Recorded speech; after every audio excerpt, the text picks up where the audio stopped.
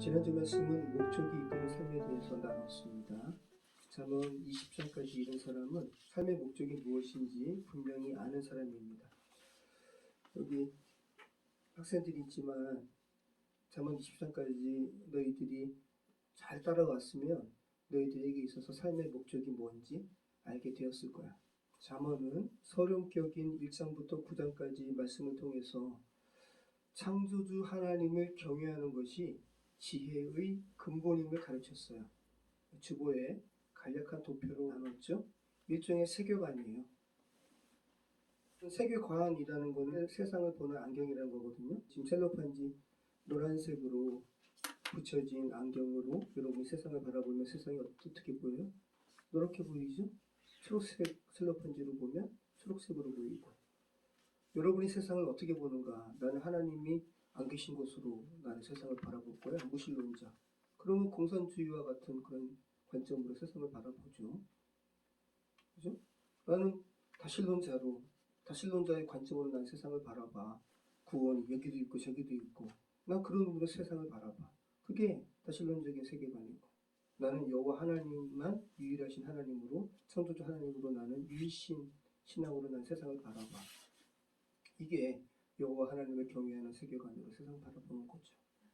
네. 자, 그래서 잠언의 서론 1장부터 9장은 아버지가 아들에게 아주 교훈하는 말이었어요. 어떤 내용으로? 너 하나님을 경외하라. 아들아, 너 여호와 하나님을 경외하는 마음으로 세상을 살아가라. 라는 것이 1장부터 9장까지의 서론이었습니다. 자, 10장부터 오늘까지 이제 본론의 마지막인데, 10장부터 오늘까지는 그렇게 창조주 하나님을 경외하는 세계관을 가진 존재의 소속에 대한 나눔이었습니다.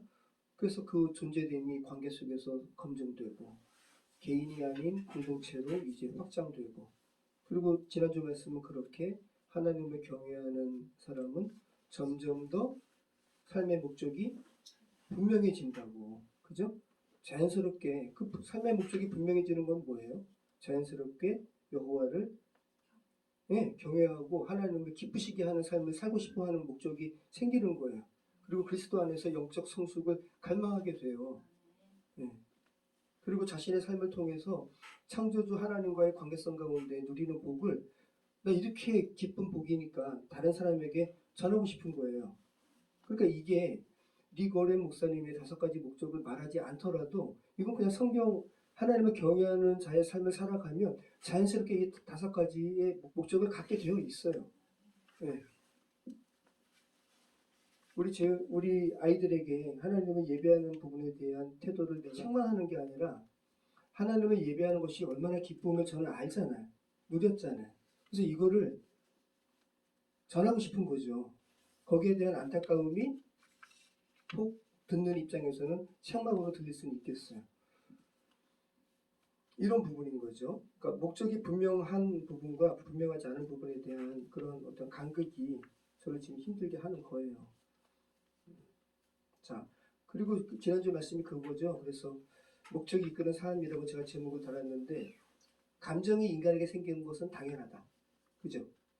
우리 인간이니까 감정이 없을 수는 없어요. 그런데 감정이 주인이 되도록 하지는 말라. 그렇게 감정이 우리의 삶의 주인이 되도록 우리의 삶을 리드하지 못하게 하는 유일한 방법은 창조주 하나님을 향한 자신의 삶의 목적이 분명할 때 삶의 여정을 걸어가면서 자신을 막 그렇게 격가지로 끌어내리는 여러 가지 시비와 그런 간섭에 거기 매몰되지 않고 그냥 꼿꼿이 걸어갈 수 있는 거죠. 그래서 자기 감정에 빠지지 말고 자기 삶의 목적 분명히 하는 부분에 대해서 우리 지난주 말씀을 통해서 우리가 나눈 겁니다. 자, 오늘은 잠언 21장 전체를 다 나누지 않고 16절까지만 나눕니다. 왜냐하면 제가 계속 구조적으로 나눴기 때문이에요. 16절까지가 10장부터 살펴본 잠언의 본론이에요. 저자상의 구분은 아니에요.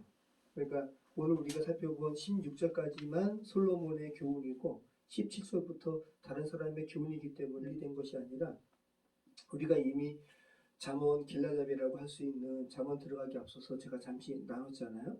나중에 30장, 31장에 아굴 나오고 르무엘 왕 나오는데 솔로몬과 전혀 다른 사람일 것 같지 않은 아리송한 수수께끼 같은 느낌이 있었단 말이죠.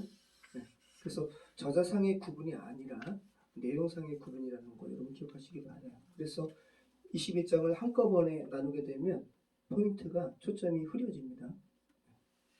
그래서 정확하게 잠언 21장 1절로 16절까지가 10장부터 살펴본 잠언의 본론이기 때문에 우리가 여기까지 정확하게 나누도록 하겠습니다. 우리가 잠언 21장 1절로 16절까지가 봤는데 뭐를 말하고 있는 것 같아요? 잠언 본론의 전체적인 큰 주제가 하나님을 경외하는 세계관을 가진 사람을 어떠한 존재로 만드는가 여러분 기억하시면서 한번 생각해 보시기 바랍니다. 지금 1절부터 16절까지 그렇게 하나님을 경외하는 가치관을 가진 사람을 지금 어떤 사람으로 만드는 데 목적이 있는 것 같아요? 우리가 읽은 1절부터 16절까지의 내용이 제가 지금 제목 삼은데 힌트가 있어요. 하나님께 정렬된 삶을 사는 자로 만드는데 초점이 있는 말씀이 우리가 읽은 1절부터 16절까지의 말씀이에요. 여러분 정렬이 뭐예요? 정렬이?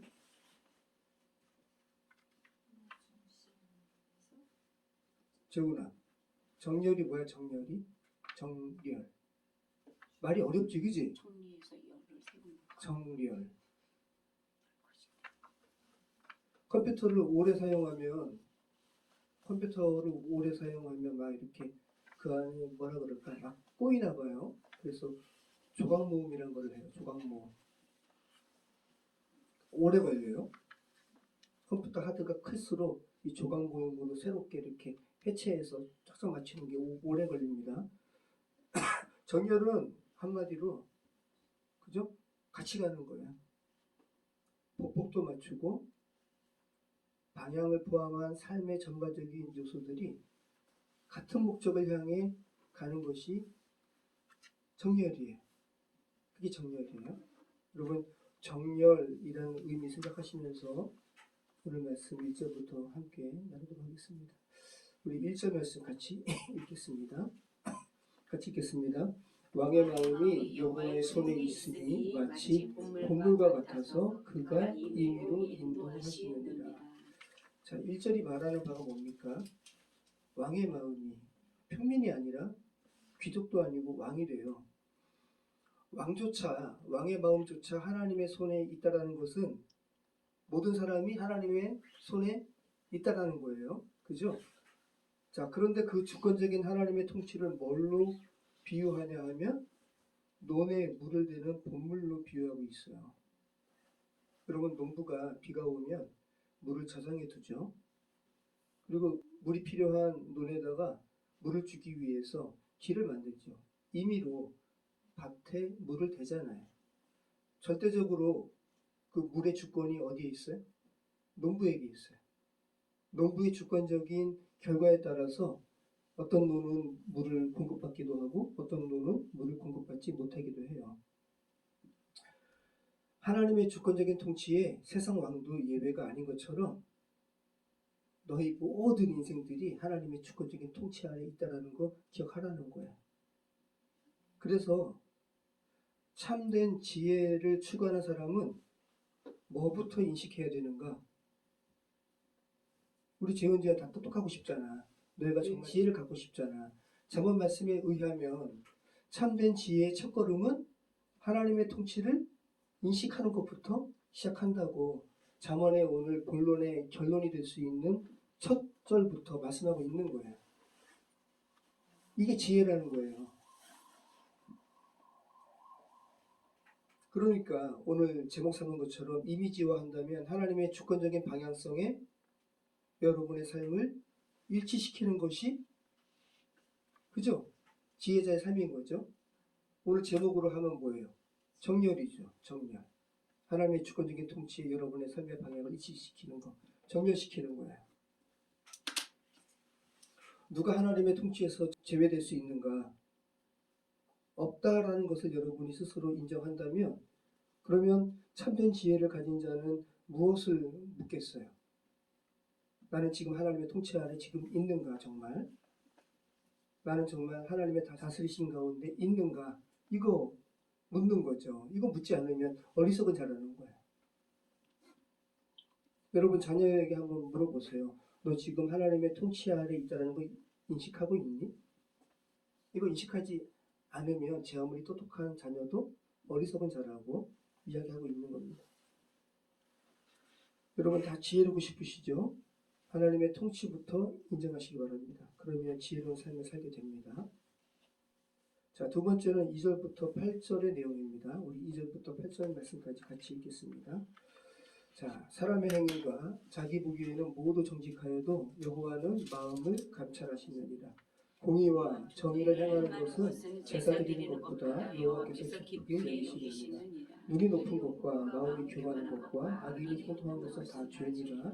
부지런한 자의 경영은 풍부함을 이룰 것이나 조급한 자는 궁핍함에 이를 따르느니라.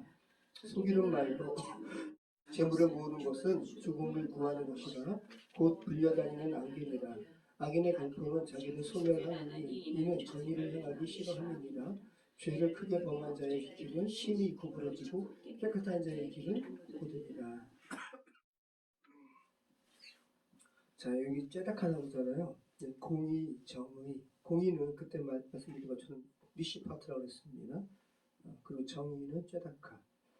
그래서 째dak하는 존재의 올바름, 의예요, 의. 그리고 미시파트는 그 의를 행하는 거예요. 그러니까 행하지 않으면 미시파트가 아닙니다. 공의가 아닙니다. 자, 그러면 2절부터 6절까지가 말씀하는 바가 뭡니까?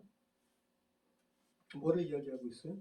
사람의 행위가 자기 보기에는 모두 정직하여도 여호와는 마음을 감찰하십니다. 공의와 정의를 행하는 것은 제사 드리는 것보다 여호와께서 기쁘게 여기시느니라. 그러니까 사람이 착각하는 거예요. 내가 하나님께 이렇게 제사 드리지 그럼 나 여호와를 기쁘게 하는 거야 라고 착각한다는 건데 그렇지 않다고 이야기하는 거예요. 공의와 정의를 행하는 것이 제사 드리는 것보다 더 여호와를 기쁘게 하는 거다. 본질은 제사 드리는 게 본질이 아니라는 거예요. 사람의 행위가 자기 보기에는 모두 깨끗하대요. 정직하대요. 곧대요. 착각이라는 거예요. 여호와는 마음을 감찰하신다고 이야기하고 있습니다. 자, 그러면 지금 이런 거죠. 자기 스스로의 평가와 하나님의 평가는 다르다고 이야기하는 거예요. 왜 이렇게 하나님의 눈과 다르게 되었죠? 정렬의 의미로 생각한다면 하나님께서 보시는 것과 자신이 보는 시각을 일치시키지 않았기 때문에, 정렬시키지 않았기 때문에. 그래서 송구영신 예배 때 주제사항은 시선, 그죠? 하나님의 시선과 나의 시선이 다르기 때문에 여러 가지 엇박자가 나오는 거죠. 사람은 여러 결과와 나름대로의 명분으로 자기를 합리화합니다. 그런데 하나님은 그런 사람의 명분을 보지 않는 거예요. 동기를 보시는 거예요. 그 중심을 보시는 거예요. 너의 동기가 뭐냐. 그래서 이걸 생각한다면 정말 그저 다시 한번 제가 여러 가지 일을 하잖아요. 그죠? 그럴 때 와, 이 내 동기 나는 아는데 이 동기마저 하나님께서 보시면 정말 나는 좀 부끄럽다. 나는 정말 이렇게 다 발가벗긴 것 가운데 내가 서 있는 것 같아. 이런 생각하게 되죠. 하나님의 보시는 것을 인식한다면 하나님이 우리 중심을 보신다니까요. 동기를 보시고. 그러면 정말 내가 이것을 하고자 하는 이유와 동기가 하나님께 비춰봤을 때 바른가? 옳은가? 자꾸 그거 살피라는 거예요. 그런데 사람들은 이 사실을 사람들이 가장 쉽게 스스로 속일 수 있는 종교 행위로 감추고 있다는 거예요. 아, 괜찮아. 이 정도 종교 행위 했으면 다른 부분들은 다 이렇게 무마돼. 근데 그게 아니라는 거죠. 너가 이런 종교적 행위를 하는데 그것조차도 공의를 앞세우신 하나님의 평가 앞에서는 절대 기준이 아니라고 말씀하는 거예요. 자, 그러면 오늘 우리가 읽은 2절부터 6절까지, 그죠? 6절까지의 말씀을 통해서 지혜로운 삶은 어떤 거라는 겁니까? 자기가 보기에 혹은 사람들이 보기에 옳아 보이는 삶, 또 옳게 보이는 삶이 아니라 지혜로운 삶은 하나님께서 어떻게 보실까? 하나님 앞에서 드러냄을 인식하는 삶이 지혜로운 삶이라는 거예요. 자, 그래서 두 번째 2절부터 6절까지는 착각에서 깨어나라. 첫 번째는 하나님의 통치 아래 있다는 걸 인식하라. 자, 그럼 세 번째는 이제 어떤 부분일까요? 9절부터 우리 15절 말씀까지 같이 읽겠습니다. 9절부터 15절입니다. 다투는 여인과 함께 큰 집에서 사는 것보다 움막에서 사는 것이 나으니라. 악인의 마음은 남의 재앙을 원하나니 그 이에 또 그 앞에서 은혜를 입지 못하느니라. 거만한 자가 벌을 받으며 어리석은 자도 지혜를 얻겠고 지혜로운 자가 교훈을 받으며 지식이 더하리라. 의로우신 자는 악인의 집을 감찰하시고 악인을 환난에 던지시느니라. 귀를 막고 가난한 자가 부르짖는 소리를 듣지 아니하면 자기가 부르짖을 때에도 들을 자가 없으리라. 은밀한 선물은 눈을 쉬게 하고 품 안의 맹으로 맹렬한 불을 그치게 하느니라. 정의를 행하는 것이 의인에게는 즐거움이요 죄인에게는 패망입니다. 자, 우리가 9절부터 15절까지 여러 내용을 읽었는데 핵심은 15절에 있어요. 15절. 정의. 여기서 이 정의 하니까 그냥 쩌다카 같은데 쩌다카가 아니라 미시파트예요. 공의를 행하는 것이, 그러니까 의를 정말 행하는 것이 의인에게는 즐거움이요 죄인에게는 패망이니라 라고 말씀하고 있어요. 자, 공의를 행할 때 의인, 그러니까 하나님을 경외하는 자, 또 자문의 말씀에 의하면 이 의인은 하나님을 경외하는 자예요. 공의를 행할 때 의인에게는 그것이 즐거움이라는 거예요. 그러면 이게 무슨 말씀일까요? 오늘 주제, 오늘 제목 삼은 정렬된 삶과 관련해서 이 의미를 생각해 보시기 바라요. 여러분이 자, 공의를 행해요. 이 공의는 하나님께서도 보시기에 기뻐하시는 거거든요. 그러니까 정렬된 거죠. 그죠? 그죠? 이 정렬된 공의를 행하면 하나님도 기뻐하시지만 여러분에게도 기쁨이 된다는 거예요. 그래서 이 공의는 감정이 아니에요.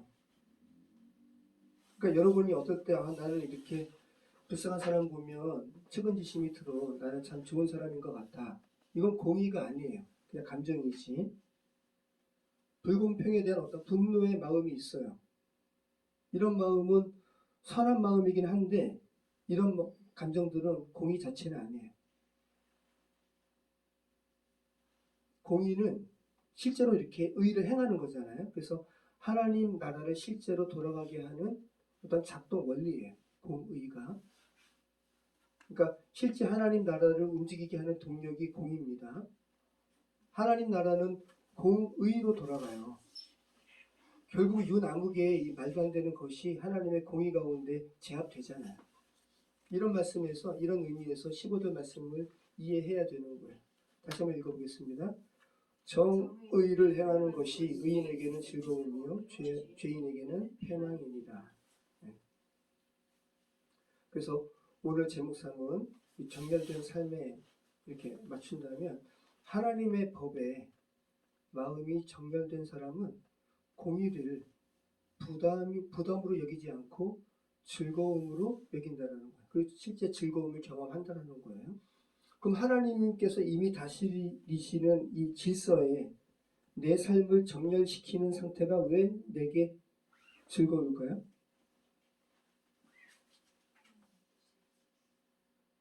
그죠? 그러니까 공의를 행하는 것이 여러분에게 만약에 여러분이 어떤 옷을 입는데 그 옷이 여러분에게 안 맞아요. 어울리지도 않고 그 옷을 입을 때 여러분 즐거워요? 즐겁지 않죠. 그런데 그 옷을 입는데 정말 안성맞춤이에요. 즐겁죠. 그러니까 공의를 행하는 것이 여러분에게 정말 딱 맞는 것이기 때문에 그래요. 왜? 하나님과 정렬되었기 때문에. 네. 그래서 하나님의 법이 자신의 삶에 정렬되지 않은 사람은 공의가 이렇게 느껴져요. 왜 내가 양보해야 돼? 그러니까 양보하는 게 기쁘지 않은 거예요. 양보가 선한 것인 것은 아는데 양보가 기쁘지 않아요. 왜 내가 손해봐야 돼? 손해보고 좀 양보하는 것이 선한 것인지 알지만 손해보는 거 싫은 거죠. 그들에게 있어서는 공의가 이렇게 느껴진다고요. 왜? 이 사실은 하나님과 정렬되지 않았음을 이야기하는 거죠. 왜 나만 정직해야 돼?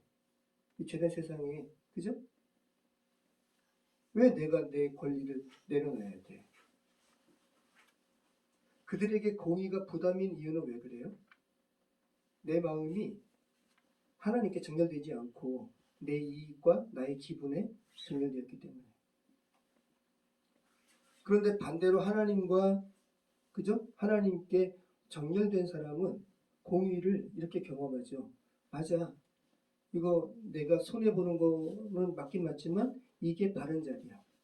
그죠? 그러니까 이 손해와 같은 단어로 설명되는 것이 아니라 삶의 맞는 방향이라고 느끼는 거죠. 그래서 공의를 행함이 즐거움이라고 지금 잠언 21장 15절 말씀이 말씀하고 있는 거예요.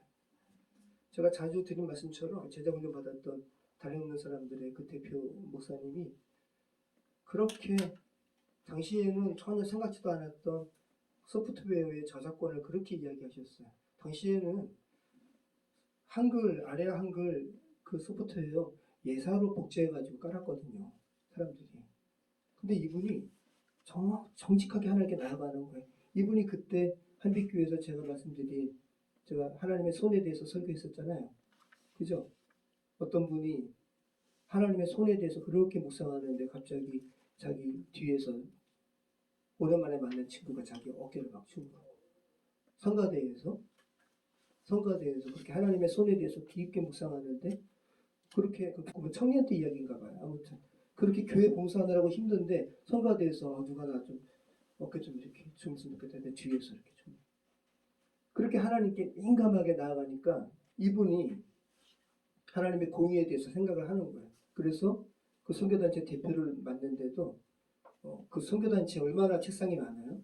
책상 하나하나마다 아래 한글 정품 사가지고 다 까는 거. 이게 누가 보면 야 그거 어리석은 거야. 너 손해보는 거야. 이렇게 이야기하죠. 그럴 때 이분은 그걸 손해로 여기지 않고 마음이 불편하지 않아요. 그죠?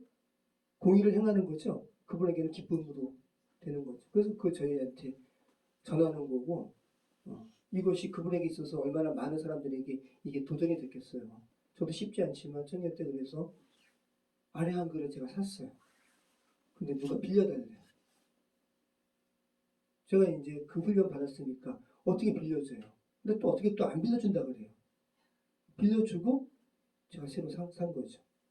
이런 거를 하고 또 괴로워하고 또 하고 이건 쟁투죠, 쟁투. 다 거짓 행하는데 내가 왜 바보야? 나만 왜 이거 정직하게 다 냈어? 이거 다 부담해야 돼? 지혜로운 게 아니라 하나님 앞에 마비된 거죠. 다시 한번 이야기하면 정렬이 안 된 사람은 하나님 앞에 정렬이 안 된 사람은 정직하면 손해인데 그죠? 억울하다 이런 부담감이 생기죠. 근데 정렬된 사람은 정직은 이거는 해도 되고 안 해도 되는 게 아니라 그냥 내 마땅한 그냥 자리다 삶의 자리다 라고 인식하는 거죠. 약자를 향한 마음도 그런 거죠. 왜 내가 저 사람 보면 내가 책임져야 돼? 이 부담감이 나오죠. 근데 하나님 앞에 정렬된 사람은 하나님은 약자의 물음에 귀를 기울이신다. 그래서 하나님께서 서진기 목사님이 말씀하신 게 참 은혜가 많이 되는데 예수님께서 참 예수님을 만날 수 있는 기회를 주고 가셨다는 거 아니에요. 지극히 작은 자 한 사람에게 내게 한 것이다. 그렇게 예수님께서 말씀하시잖아요. 기억하시기 바래요. 공의는 감정적으로만 측은히 여기는 자기 만족이 아니라 하나님 나라를 실제 움직이는 하나님의 나라의 동력이라는 거. 그래서 하나님의 통치에 정렬된 사람은 공의를 억지로 하지 않고 이 공의를 행함이 제자리로 돌아가는 것이라는 것을 인식하고 그때 평안함을 누린다는 거예요. 공의를 행하는 것이 힘든 사람은 공의를 행하는 게 힘든 이유가 공의를 행하는 게 어려워서가 아니라 자신의 마음의 중심이 하나님께 정렬되지 않고 자신에게 정렬되었기 때문에 그렇다는 거 기억하시기 바라요. 그러면서 오늘 말씀의 결론을 내려요. 16절 말씀이죠. 자, 같이 읽겠습니다. 명철의 길을 떠난 사람은 사망의 그 중에 거하리라. 자, 이 말씀은 위협하는 게 아니에요. 오늘 본문의 요약이에요. 1절부터 15절까지 요약입니다. 하나님을 경외하는 삶, 하나님의 공의에 정렬된 삶은 선택해도 되고 선택하지 않아도 되는 선택지가 아니라 삶의 위치 그 자체라는 거예요. 그래서 그 자체, 그 길에서 이탈한 자는 이미 사망이라고 이렇게 말씀하고 있어요. 여러분 잠언 1장부터 오늘 본문까지 여호와를 경외하는 것이 지혜의 근본이다. 이게 1장부터 9장까지의 핵심 요약이고, 너 여호와를 경외하는 눈으로 세상을 바라보거라. 너 인생을 살아가거라. 이러한 도전의 말씀을 주셨다면, 그리고 10장부터 21장 16절까지 본론의 마지막이 오늘 우리가 읽은 부분이라고요. 기억하시기 바랍니다. 여러분 스스로 정리하시기 바라요. 지혜로운 자는 여호와를 경외하는 자며, 다른 말로 우리 재원재현이가 여호와라는 말이 참 낯설다면, 지혜로운 자는 너희를 지으신 창조주 하나님을 경외하는 자며, 그러한 지혜로운 자는 하나님의 법도에, 창조주 하나님의 법도에 여러분의 삶, 자신의 삶을 정렬시키는 자고, 그러한 삶이 전혀 힘들거나 어렵지 않는 삶임을 누리는 자라는 것. 신약으로 말하면 뭐죠? 내가 주 안에 살고 주님께서 내 안에 사는 삶인 것이죠. 저번 말씀은 그 말씀을 이렇게 담백하게 표현하고 있습니다. 지혜자의 삶은 이미 하나님께서 다스리시는 현실에 자신을 정렬시키는 사람이라는 걸 기억하시기 바라요. 모쪼록 그런 삶이 전혀 힘들거나 어색하지 않은, 맞지 않은 모처럼 어색하지 않게 느껴지고 평안함을 누리는 저 여러분의 삶이었으면 좋겠습니다. 기도하겠습니다. 아버지 하나님, 잠언 1장부터 22장 16절까지 본문 말씀을 저희가 나누면서 정말 우리가 어떤 눈으로 세상을 바라봐야 하는가, 저희 인생을 살아가야 하는가 알게 하심을 감사합니다. 창조주 하나님 경외하는 그런 눈으로 세상 살아가게 하시고 우리 인생 바라볼 수 있도록 인도해 주시옵소서. 그래서 하나님의 나라의 그 법에 우리의 삶을 일치시키는 것이, 정렬시키는 것이 전혀 어렵거나 어색하지 않는 그런 귀한 마땅히 즐거운 삶임을 누리는 우리 인생 될 수 있도록 인도해 주시옵소서. 예수 그리스도 이름으로 기도합니다. 아멘.